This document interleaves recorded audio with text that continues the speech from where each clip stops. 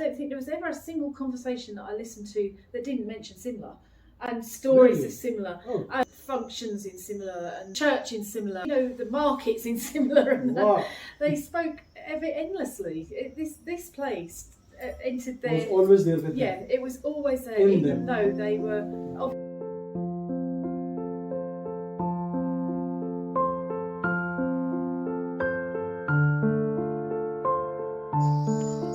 In September 2022, Clare and Richard, along with their children from Scotland, came to Shimla looking for their family roots. A number of people from the mother side family of Clare lived in Shimla, died here, and remain buried in the cemetery in Sanjoli. They were from the few of the British residents of Shimla who continued living here after independence. They were here for nearly 4 decades and left for England in 1959. We at Shimla Walks have already helped a number of descendants of those British residents of Shimla who lived here, died here, and are buried in the various cemeteries in this town. In the evening, we spoke to Clare and Richard to know more about their family association with this place. Clare says that in 1959, her mother left Shimla along with the other family members to go to UK. But Shimla never left her. She always talked about this place till she died in 2008. I know she had an Irish father, and I'm not sure about her mother, but the places that mostly mentioned by my family are New Delhi and this place, which they call Shimla. Before, Shimla never left her soul. They never left her. She spoke about Shimla probably, I don't know, at least 3 or 4 or 5 times a week. It would come into the conversation. She had a deep love of school because it reminded her of Shimla. And now that we're here, I can very clearly see how very much it is like Scotland. It's a bit more populated than a bit. It has become populated now in the last couple of years. But it has a look of Scotland. And she used to have a deep love of gardening and plants and nature and wildlife. And as I've walked around Shimla, there's a lot of beautiful old stone walls with lots of beautiful plants tumbling out of the retaining walls. Yes, the retaining walls. There's a lot of, and she used to be mad for that. She used to love seeing stone walls with plants falling out of them. So, she must have seen these walls, what you saw yesterday. Yeah. Because many of these retaining walls are there in Shimla right from the British era. Right. They have hardly been changed or hardly been repaired. Yeah. They are still going on. Yeah. So the association with my family in this area is that my granny and granddad met and married. And had actually between them 12 children. So out of those 12 children, only 10 survived because unfortunately 2 died. So out of those 10 children, who were all my aunties and uncles, 2 went to Australia, 2 sons went to Australia. But who was here in Shimla? My grandfather, I've subsequently discovered, he worked for the press for the British government. So I've never been quite sure of my granddad's role or what his job was, but I've looked at baptism rolls and then I've seen his job written on those. Where did you see them? In a St Michael's Church. Here in Shimla? Yeah. So, okay. So this family, we call ourselves Anglo-Indian. Yeah. Now, quite what that means is different to different people. Yeah, I explained it yesterday. The term has changed with time. Yeah. I'll just explain. Okay. Anglo-Indians were those children who were born to both who were born in India and they had European parents. Yes. So they were called Anglo-Indians. Okay. Those who had one parent from Europe and one from India, they were called Eurasians. Right. Yeah. I think that's but with time they have changed. Yes. So you are on an ancestry tour. So, so my family must be what you call Eurasian, where there is some parentage that is from Europe, and it's fed into the family and created this Anglo-Indian community. So that otherwise there was the other alternative explanation you gave, which is where the Indians were converted by missionaries to become Christian, and they then took the missionary names because the names in our family are very, very British. They've got names like Yates and Harding and Williams.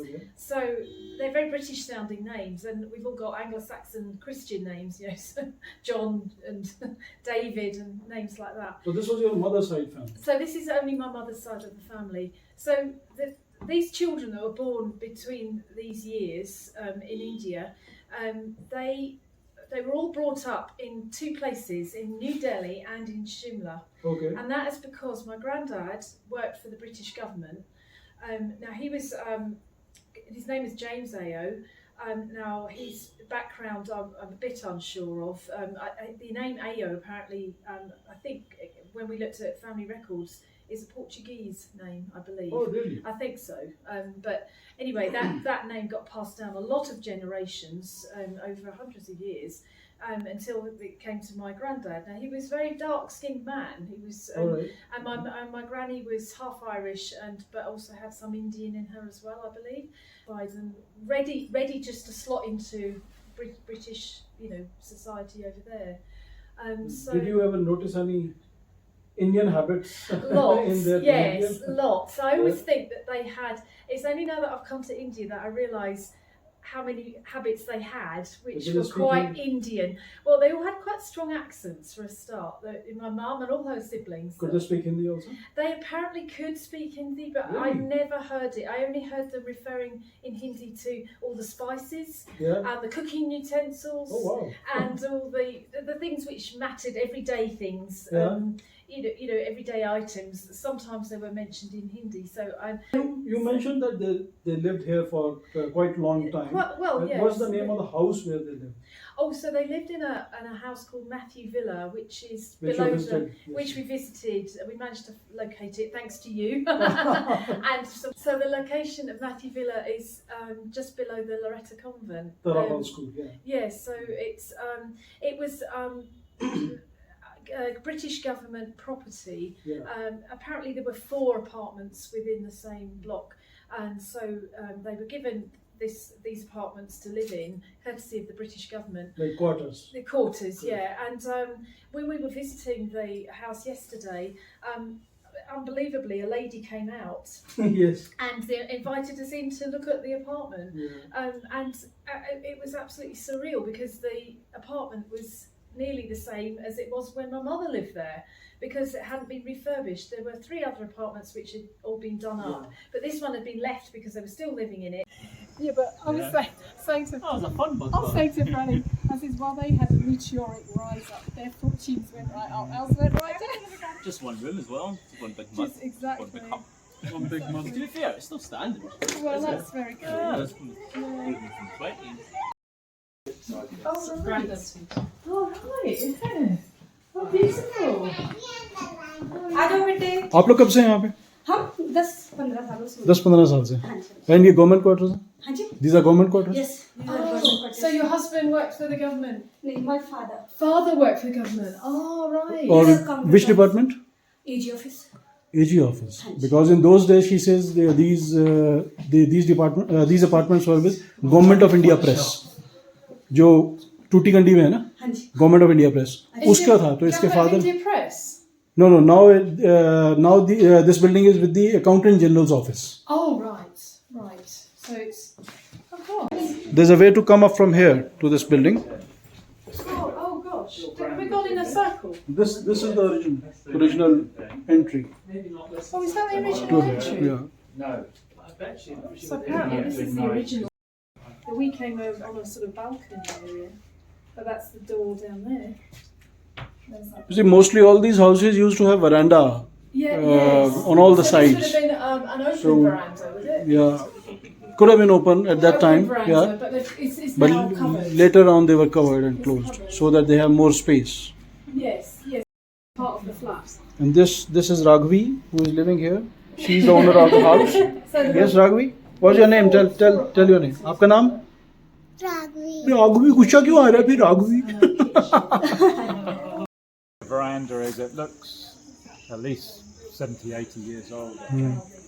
even if it was open before. But they were due to vacate, and then they were going to go in and modernise it. So it was extremely authentic looking, still had fireplaces and a sort of veranda area, and so it was absolutely surreal to suddenly get invited into where possibly my mother, it was very much like where my mother had stayed when they lived in Shimla for that 6 months during the British Raj stay in the summer capital.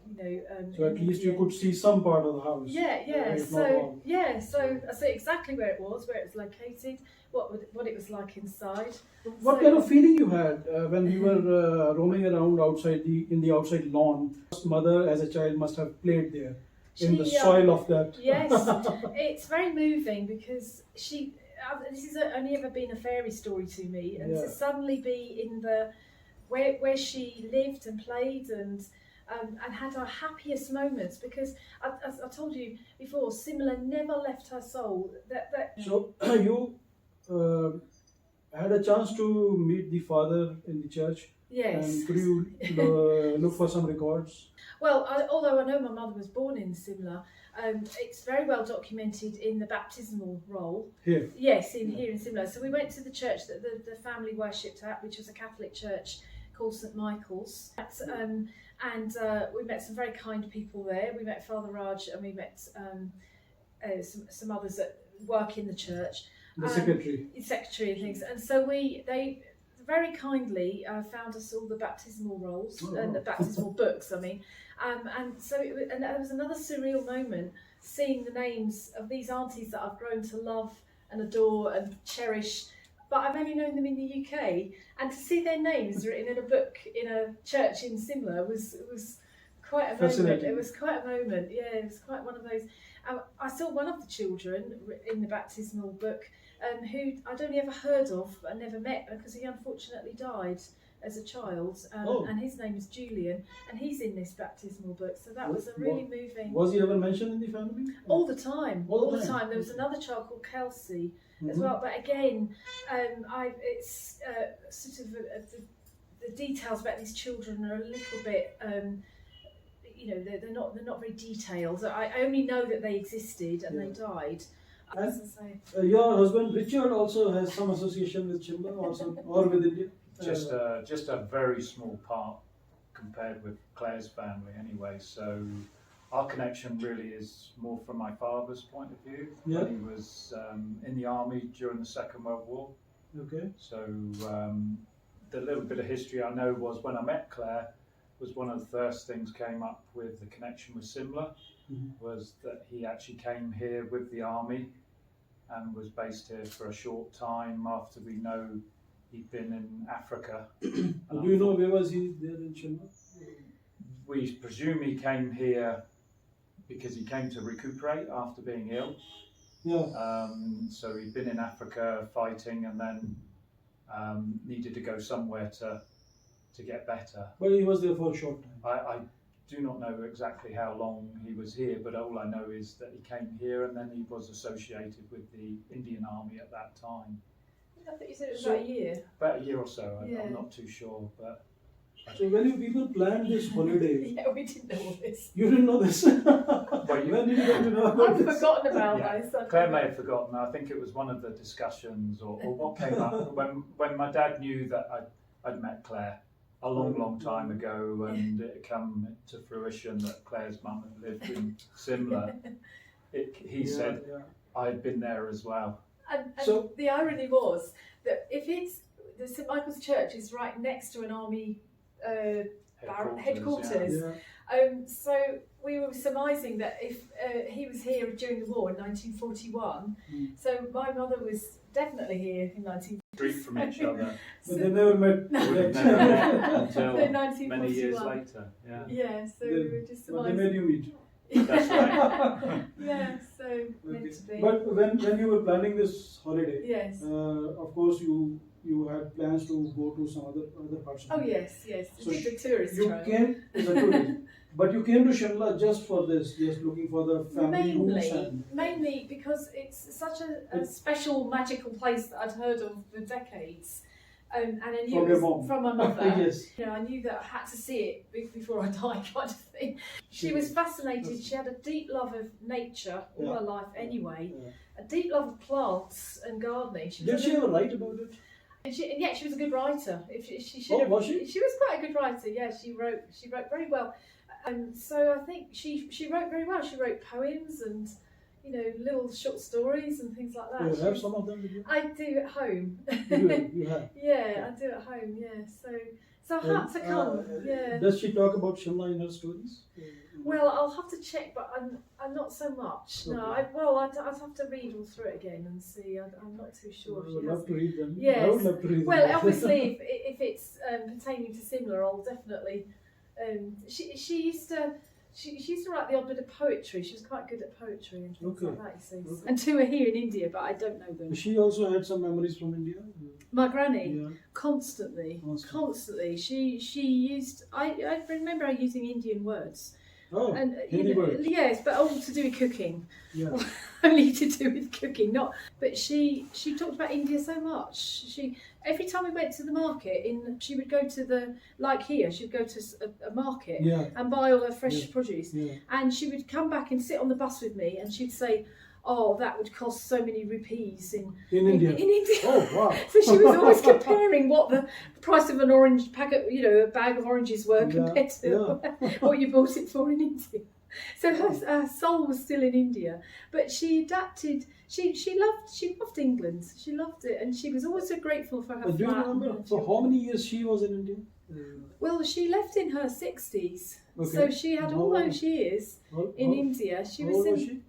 40? Well, if she came out, she was born before the turn of the century, and she came over in the 60s. So Okay, she so must that have means- been touching 70, Touching 70, yeah. or sort of coming up to 70 when she arrived in Britain, and it was just like she always lived there. You know, it was. That means this was her country. Yes, Yeah. She was born here, brought She was up here. she was and- born here and brought up here. And suddenly she was asked And to suddenly she went go. to England. But it was like when they were living in Simla, they spoke English at home, Yeah. and they wore European dress and had European hair and fashion. And when in the society, when they went out?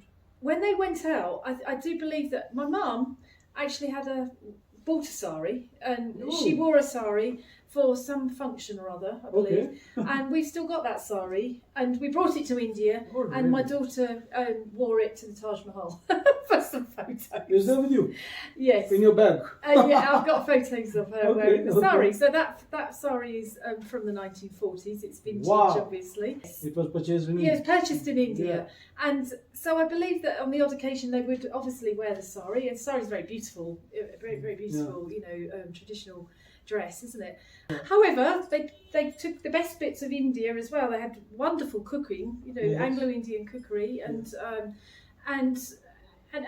adored India. Obviously spoke about it so fondly. And I don't think there was ever a single conversation that I listened to that didn't mention Simla, and stories Really? of Simla, Oh. and functions in Simla, and going and worship the church in Simla, and the markets in Simla, and Wow.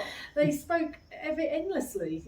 This place entered Was their always there with yeah, them. it was always there, In even them. though they were obviously now living in the UK.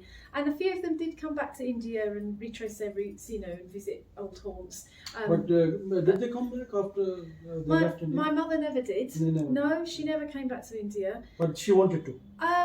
She wasn't sure whether she wanted to, Oh. because she was sad when the British left India. And we also were taken to Sanjuli. Claire's mother could never forget Shimla. Where there are It was same like the Hindus and Muslims could never forget their native places that they had to leave at the time of Indian independence.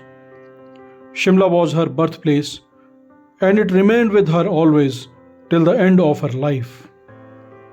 She passed away in 2008, and the family decided not to bury her. She was cremated like the Hindu rituals. Claire kept the ashes of her mother with her to bring them to Shimla. And finally, after 14 years of her mother's death, she made it. Claire brought the ashes of her mother with her and buried them in the cemetery in Sanjoli, near the grave of one of the relatives. Her mother is back to Shimla, the place where she was born and the place she always missed.